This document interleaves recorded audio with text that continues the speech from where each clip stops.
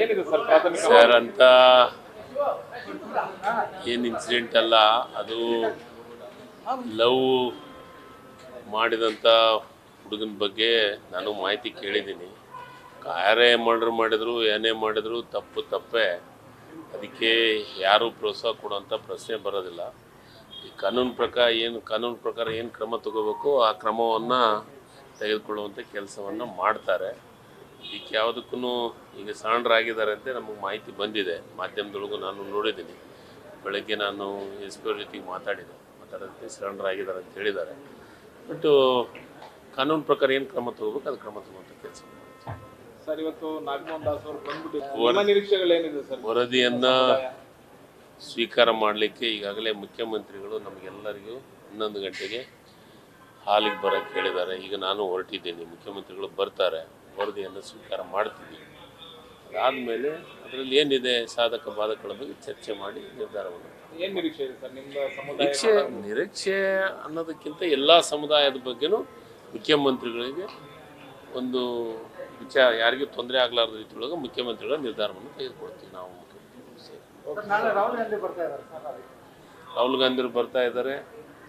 ಮತ ಕಳ್ಳರನ್ನ ಹಿಡಿದಾಕಿದ್ದಾರೆ. ಕಳವು ಮಾಡಿದಂಥ ಕಳ್ಳರು ಸಿಕ್ಕಿದ್ದಾರೆ. ಆದಷ್ಟು ಬೇಗನೆ ಅವ್ರ ಮೇಲೆ ಕ್ರಮ ವಹಿಸುವಂಥ ಕೆಲಸ ಆಗುತ್ತೆ.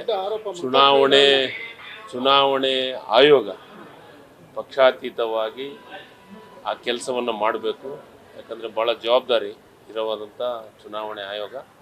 ಅದ್ರ ಬಗ್ಗೆ ನಾಳೆ ಈಗಾಗಲೇ ಮಾಧ್ಯಮದ ಮೂಲಕ ನಮ್ಮ ನಾಯಕರಾದಂಥ ರಾಹುಲ್ ಗಾಂಧಿಯವರು ಹೇಳಿದ್ದಾರೆ, ಮತ ಕಳುವ ಮಾಡಿದ್ದಾರೆ ಅಂತಂದು. ಅದು ರಾಜ್ಯದೊಳಗೆ, ದೇಶದೊಳಗೆ 70ರಿಂದ 100ರವರೆಗೂ ಕಳ್ಳತನ ಆಗಿದೆ ಅಂತ ಹೇಳಿದ್ದಾರೆ.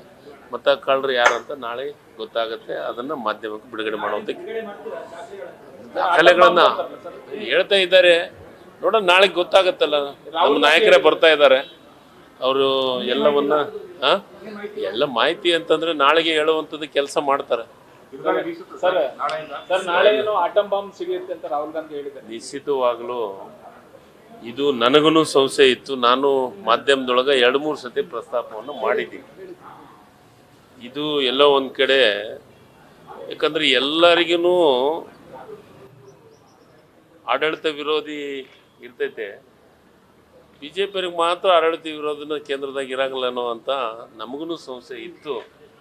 ಅದು ಹಂತವಾಗಿ ಇನ್ನೂ ಮುಂದೆ ಹೋದಂಗೆಲ್ಲ ಇದ್ರ ಬಗ್ಗೆ ಸಾಧಕ ಬಾಧಕಗಳ ಚರ್ಚೆಗಳು ಆಗ್ತಾವೆ. ಸರ್, ಇಂದಿರಾ ಗಾಂಧಿಯವರು ಪ್ರಧಾನಿ ಆಗಿದ್ದಾಗ ಆಡಳಿತ ವಿರೋಧಿ ಅನ್ನೋದಕ್ಕಿಂತನೂ ಅವತ್ತು ಓಟ್ ಹಾಕೋದು, ಬ್ಯಾಲೆಟ್ ಪೇಪರ್ ಓಟ್ ಹಾಕೋಕ್ಕೆ ಸಾಧ್ಯತೆ ಇತ್ತು. ಯಾರೂ ಅವತ್ತು ಇಂಥ ಸಂಶಯ ಪಡೋಂಥ ಪ್ರಶ್ನೆ ಬರ್ತಿದ್ದಿಲ್ಲ. ಯಾಕಂದರೆ ಓಟ್ ಡಬ್ಬೆಯಾಗಿರ್ತಿತ್ತು, ನಾವೇ ಸ್ವತಃ ಹೋಗಿ ಓಟ್ ಹಾಕ್ತಿದ್ವಿ. ಆದರೆ ಇವತ್ತು ಆ ರೀತಿ ಇಲ್ಲಲ್ಲ. ಇವತ್ತು ಈ ಮೊಬೈಲನ್ನು ಕಂಡು ಹಿಡಿದವ್ರು ಯಾರು? ನಾವೇ ಅಲ್ಲ. ಮತ್ತು ಇದು EVM ಕಂಡು ಹಿಡಿದವ್ರು ಯಾರು? ನಾವೇ ಅಲ್ಲ. ಅದೇ ಸರ್, ಅನುಷ್ಠಾನದಿಂದ ಈ ರೀತಿ ದುರುಪಯೋಗ ಆಗತ್ತಂತ ಯಾರಿಗೆ ಗೊತ್ತಿತ್ತು? ದುರುಪಯೋಗ ಆಗ್ತಾ ಅಲ್ಲ, ಅವಾಗ ಆಗಿತ್ತಾ? ಅಲ್ಲ, UPA ಸರ್ಕಾರ ಇದ್ದಾಗ ಈ ರೀತಿ ಆಗಿತ್ತಾ? ಆ ರೀತಿ ಸಂಶಯ ಯಾರಾದ್ರೂ ವ್ಯಕ್ತಪಡಿಸಿದ್ರ ಹೇಳಿ?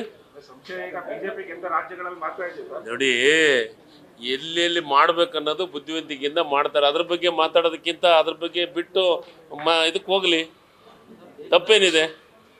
ಈಗ ಮುಂದುವರೆದ ರಾಷ್ಟ್ರ ಅನ್ನೋ ರಾಷ್ಟ್ರದೊಳಗೆ, ಅಮೇರಿಕದಾಗಿಲ್ಲ, ಜಪಾನ್ದಾಗಿಲ್ಲ, ಬೇರೆ ಬೇರೆ ರಾಷ್ಟ್ರದೊಳಗೆ ಇವಕ್ಕೆ ಯಾವಕ್ಕೂ ಅವಕಾಶ ಕೊಡಲಾರ್ದ ಓಟ್ ಬ್ಯಾಲೆಟ್ ಪೇಪರ್ ಮೇಲೆ ಕೆಲಸವನ್ನು ಮಾಡ್ತಾ ಇದ್ದಾರೆ. ಅದ್ರ ಬಗ್ಗೆ ಯಾಕೆ ಇಷ್ಟು ಸಂಶಯ ವ್ಯಕ್ತಪಡಿಸಿದ ಮೇಲೆ ಮಾಡಲಿ. ಬಿಹಾರ್ ಚುನಾವಣೆ ಆಗಲಿ, ಬೇರೆ ಬೇರೆ ಚುನಾವಣೆಗಳಾಗಲಿ, ತಪ್ಪೇನಿದೆ? ನೋಡಿ, ಪ್ರಜಾಪ್ರಭುತ್ವ ವ್ಯವಸ್ಥೆ ಇದು. ಪ್ರಜೆಗಳು ಓಟ್ ಹಾಕುವಂಥ ವ್ಯವಸ್ಥೆ ಇದು. ಇಲ್ಲಿ ಮೋಸ ಆಗ್ತಾ ಇದೆ ಅಂತಂದರೆ ಅದಕ್ಕೆ ತತ್ಕ್ಷಣ ಅಷ್ಟು ಪ್ರಾಮಾಣಿಕರು ಅದ್ರ ಬಗ್ಗೆ ಗೆದ್ದಾಗ ಮಾತ್ರ ಕಾಂಗ್ರೆಸ್ಸು ಅಂತಂದು BJP ನಾಯಕರು ಹೇಳೋದಕ್ಕಿಂತ ಆಯಿತು ಹಂಗಂದ್ರೆ ತಪ್ಪಾಗಿದೆ ಅಂದರೆ ನಾವು ಇದನ್ನ ಮಾಡ್ತೀವಿ ಅಂತಂದು ಅನೌನ್ಸ್ ಮಾಡಲಿ. BJP ಇದುವರೆಗೂ ಎಲ್ಲೂ ಬ್ಯಾಲೆಟ್ ಪೇಪರ್ ಸರ್ ಎಲ್ಲಿಗೂ ಕೂಡ ವೋಟಿಂಗ್ ಮಿಷಿನ್ ಬಗ್ಗೆ ಮಾತಾಡಿಲ್ಲ. ಕಾಂಗ್ರೆಸ್ ಅವರು ಗೆದ್ದಾಗ ಎಲ್ಲೂ ಮಾತಾಡಲ್ಲ. ನೋಡಿ, ನಾನು ಗೆದ್ದಾಗೂ ಹೇಳಿದ್ದೀನಿ. ನಾನು ಹೇಳಕತ್ತೀನಿ, ಪುರ ಕೇಳಿ. ಗೆದ್ದಾಗೂ ಹೇಳಿದ್ದೀನಿ, ಸಂಶಯ ಬರಬಾರ್ದಂತ ಅಲ್ಲೆಲ್ಲೆಲ್ಲೆಲ್ಲೇ ಈ ರೀತಿ ನಾಟಕ ಕಂಪ್ನಿಗಳು ಮಾಡ್ತಾ ಇದ್ದಾರೆ ಅಷ್ಟೇ. ಸರ್ ಅದಕ್ಕೆ ಅದನ್ನ ಕೊಡೋಂಥ ಕೆಲಸ ಆಗುತ್ತೆ. ಈಗ ಪ್ರಾರಂಭ ಆಗಿದೆ. ಪ್ರಹ್ಲಾದ್ ಜೋಶಿ ಅವರು ಗೆದ್ದಾಗ ಮಾತ್ರ ಆಗುತ್ತೆ, ಹೌದಪ್ಪ ನಮ್ಗೆ ಸಂಶಯ ಇದೆಯಪ್ಪ, ನೀವು ಮಾಡಿ ಹಂಗಂದ್ರೆ 130 ಸಂಶಯ ಪಡ್ತಾವ್ರೆ ಸರ್. ಆಯ್ತು ರೀ, ನಮ್ಮದು ಸಂಶಯ, ಅದು ಬೇಡ ಇದು ಬೇಡ, ಯಾರ್ದು ಬೇಡ, ಇದನ್ನ ಆಗ್ಬಿಡ್ಲಿ, ಒಟ್ಟಿ ಬ್ಯಾಲೆಟ್ ಪೇಪರ್ ಆಗ್ಬಿಡ್ಲಿ. ಸುಮ್ಮ ನೋಡಿ, ಅವ್ರಿಗೆ ಒಂದು ಏನೋ ಒಂದು ಮಾತಾಡೋಕ್ಕೆ ಸಂಶಯ ಪಡ್ತಾ ಇದ್ದೀವಿ. ಇವತ್ತಿಗೂ ಸಂಶಯ ಆಗ್ತಾ ಇದೆ. ನಮ್ಗೆಲ್ಲರೂ ಮಾತಾಡ್ತಾ ಇದ್ದೀವಿ, ಇದು ಸತ್ಯ ಅಲ್ಲ, ಮಾತಾಡ್ತಾ ಇರೋದು ಸತ್ಯ ಅಲ್ಲ. ನೋಡೋಣ ನಾಳೆಗೆ ಏನೇನು ಬಿಡುಗಡೆ ಆಗುತ್ತೆ. ನಮ್ಮ ನಾಯಕರು ಬರ್ತಾ ಇದ್ದಾರೆ.